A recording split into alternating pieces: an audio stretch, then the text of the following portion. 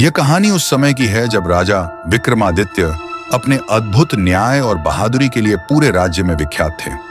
उनकी बुद्धिमानी और साहस के किस्से हर जगह सुनाए जाते थे। लेकिन एक दिन उनके दरबार में एक रहस्यमयी साधु आया जिसने विक्रमादित्य को एक अनोखी चुनौती दी। एक दिन राजा विक्रमादित्य अपने दरबार में अपनी प्रजा की समस्याएं सुन रहे थे। तभी एक साधु दरबार में प्रवेश करता है। साधु का चेहरा गंभीर था और उसकी आंखों में अजीब चमक थी। उसने राजा को प्रणाम किया और कहा, महाराज, मैं एक साधारण साधु नहीं हूं। मैं आपके साहस और बुद्धिमानी की परीक्षा लेने आया हूं। अगर आप मेरी चुनौती स्वीकार करें तो आपको एक ऐसा रहस्य मिलेगा जो किसी ने आज तक नहीं जाना। विक्रमादित्य ने साधु की बात सुनी और उसकी चुनौती स्वीकार कर ली। साधु ने विक्रमादित्य को श्मशान घाट पर आने का आदेश दिया। उसने कहा, महाराज, आपको अमावस्या की रात इस श्मशान में आना होगा और वहां आपको एक प्राचीन बरगद के पेड़ से एक बेताल को पकड़कर लाना होगा। पर याद रहे, बेताल बहुत चालाक है। वह आपसे पहेलियां पूछेगा और यदि आप उसका सही उत्तर देंगे तो वह फिर से पेड़ पर लौट जाएगा। विक्रमादित्य ने साधु के आदेश का पालन करने का वचन दिया। अमावस्या की रात विक्रमादित्य अकेले श्मशान घाट पहुंचे। जैसे ही उन्होंने बरगद के पेड़ से बेताल को अपने कंधे पर उठाया, बेताल ने हंसते हुए कहा, राजन, मैं तुम्हारा सफर आसान नहीं बनने दूंगा। मैं तुम्हें एक पहेली पूछूंगा। अगर तुमने इसका सही उत्तर दिया तो मैं वापस लौट जाऊंगा।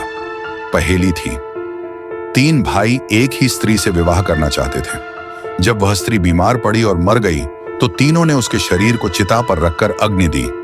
लेकिन उनमें से कौन सबसे अधिक उससे प्रेम करता था?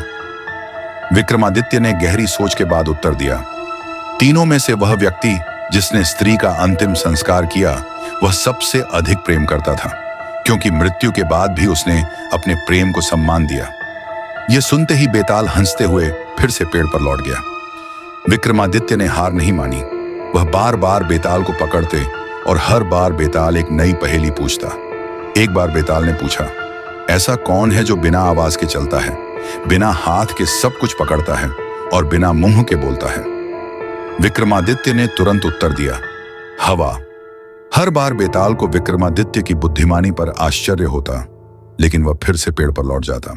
अंत में बेताल ने विक्रमादित्य से एक आखिरी पहेली पूछी, महाराज, यदि 2 राज्यों के बीच युद्ध हो और दोनों ही राजा धर्म और न्याय के प्रतीक हों, तो किसे विजय मिलनी चाहिए? विक्रमादित्य ने उत्तर दिया, विजय उसे मिलनी चाहिए जो अपनी प्रजा की भलाई के लिए लड़ रहा हो, न कि अपनी व्यक्तिगत महत्वाकांक्षा के लिए। इस उत्तर से बेताल प्रसन्न हुआ और उसने विक्रमादित्य को एक महत्वपूर्ण रहस्य बताया। उसने कहा, महाराज, साधु जिसे आप खोज रहे हैं वह वास्तव में एक मायावी तांत्रिक है। उसका उद्देश्य आपके राज्य को बर्बाद करना है। अब समय आ गया है कि आप उसकी असलियत उजागर करें। विक्रमादित्य ने बेताल के निर्देशों का पालन किया और उस साधु का सामना किया। साधु ने जब देखा कि उसकी योजना विफल हो गई है तो उसने विक्रमादित्य पर हमला करने की कोशिश की, लेकिन विक्रमादित्य ने अपनी तलवार से उसे परास्त कर दिया और राज्य को उस तांत्रिक के जादू से बचा लिया। राजा विक्रमादित्य ने अपनी बुद्धिमानी और साहस से न केवल अपने राज्य को बचाया, बल्कि यह भी साबित कर दिया कि एक सच्चा राजा हमेशा धर्म और न्याय के पथ पर चलता है।